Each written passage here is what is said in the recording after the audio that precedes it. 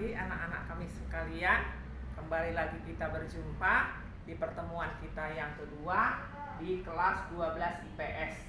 Nah, kita akan melanjut dari topik yang kemarin, yaitu tentang teori-teori ketimpangan global. Nah, yang kelima, teori fungsionalis. Di sini dikatakan mereka percaya bahwa ketidaksetaraan atau perbedaan tidak bisa dihindari dan memainkan peranan penting dalam masyarakat.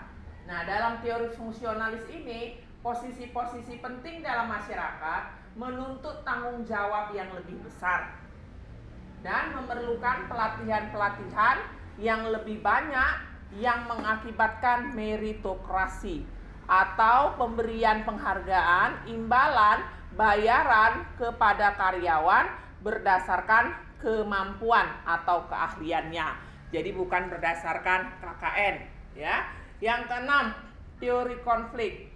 Melihat ketimpangan sebagai akibat dari kelompok yang kuat mendominasi kelompok yang lemah dalam rangka mempertahankan status quo-nya. Selama mereka yang berkuasa menganggap bahwa posisi atau kedudukan mereka signifikan atau sangat penting. Yang kedua dari teori konflik, kekuatan-kekuatan dominan dalam masyarakat selalu menempati posisi atas dan akan terus mendominasi kelompok yang di bawahnya. Dalam hal ini, masyarakat akan mengalami konflik secara terus-menerus, ya. Di mana di sini nilai-nilai bersama, contohnya adalah solidaritas, tolong-menolong, ya, bukanlah cita-cita atau bukan tujuan. Nah, masuk yang teori yang berikutnya, yaitu teori ke-7, teori pertumbuhan neoklasik.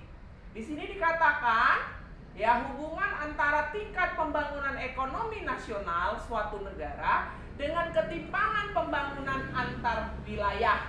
Contohnya pembangunan ekonomi Indonesia itu mengalami ketimpangan dengan pembangunan antar wilayah, misalnya wilayah Asia Tenggara atau misalnya wilayah Asia Pasifik, itu maksudnya. Nah, hipotesis neoklasik bahwa ketimpangan pembangunan antar wilayah pada awal prosesnya meningkat, namun berangsur-angsur semakin menurun. Dalam hal inilah ketimpangan negara berkembang lebih tinggi dari negara maju. Karena apa? Karena pertumbuhan ekonomi di negara maju lebih cepat daripada negara berkembang yang lebih lambat. Karena pembangunan di negara berkembang seperti Indonesia itu baru dimulai. Sarana prasarananya juga masih kurang, masih minim. Dan minimnya kualitas sumber daya manusia atau SDM. Demikianlah anak-anak pembelajaran kita pada hari ini. Tolong dibaca dan dipahami. Salam sehat.